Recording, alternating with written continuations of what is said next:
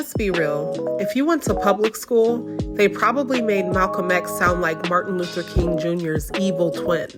Like MLK was the good cop, and Malcolm was just out here plotting revenge. But let me tell you something. Malcolm was him. A visionary, a strategist, and honestly, a rebrand master before Instagram made it a thing.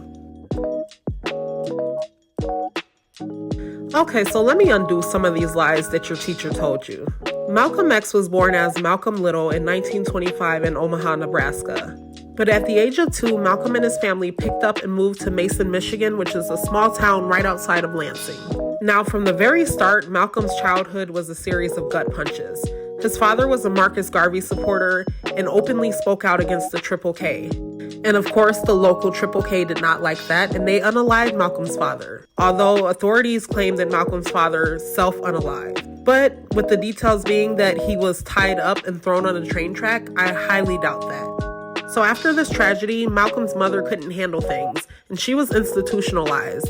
And young Malcolm, he was tossed into the system. Now, Malcolm was a very smart kid, okay? He was very intellectual, did well in school, and he aspired to be a lawyer. However, his white teachers told him, straight to his face, that being a lawyer wasn't an option for a black kid. Now, this really pissed off the future revolutionary. And what did Malcolm do? He pivoted. But not in a LinkedIn career change kind of way, more of a hustling in the streets kind of way. So Malcolm moved to Harlem, got caught up in crime, and by the age of 20, he was in prison. And this is where the real rebrand story begins. Now, most people in jail might just serve their time, but Malcolm, he took that as a self-improvement retreat. He read every book in the prison library, educated himself on Black history, and found the Nation of Islam. By the time he got out, he wasn't Malcolm Little anymore. He was Malcolm X, because in his words, Little was a name given to his ancestors by slave owners, and he was not claiming that.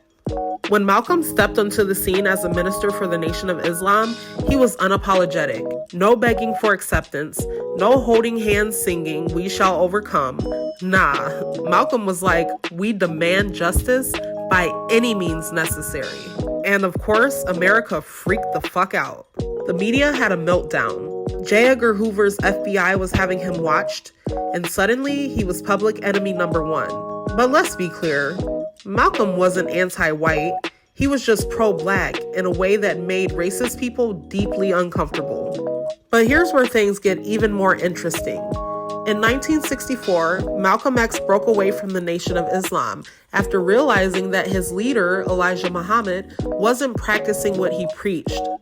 From there, Malcolm traveled to Mecca, saw Muslims of all races worshiping together, and he came back with a whole new outlook. Now, he still believed in self-defense, but his focus shifted from separatism to true international Black liberation. And that's when he started the Organization of Afro-American Unity and really became a global problem for white supremacy. I mean, let's be real, America had already been afraid of Malcolm. And now he was linking up with African leaders, calling out the U.S. on an international level, and exposing America's racism to the world. And that is precisely why they decided to take him out.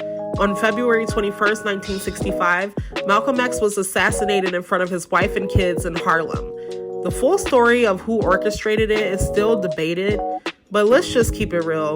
The FBI has fucking receipts on this, okay? I mean, they surveilled this man for years, so it's highly likely that their hands are fucking filthy in this. But I digress.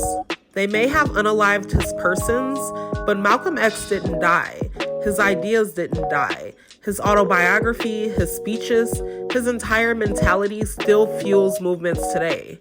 Every time someone says by any means necessary or demands their rights without apology, that's Malcolm's legacy in action, and it's still terrifying the fuck out of America. So, next time you hear someone try to water down Malcolm X's story or falsely represent it, correct them. Because one thing about Malcolm, he wanted to know our history, to question everything, and to never let whitewashed narratives rewrite the truth. Drop a power fist in the comments if you learned something new. And if you want more unfiltered history, hit that follow button. Let's keep the legacy alive.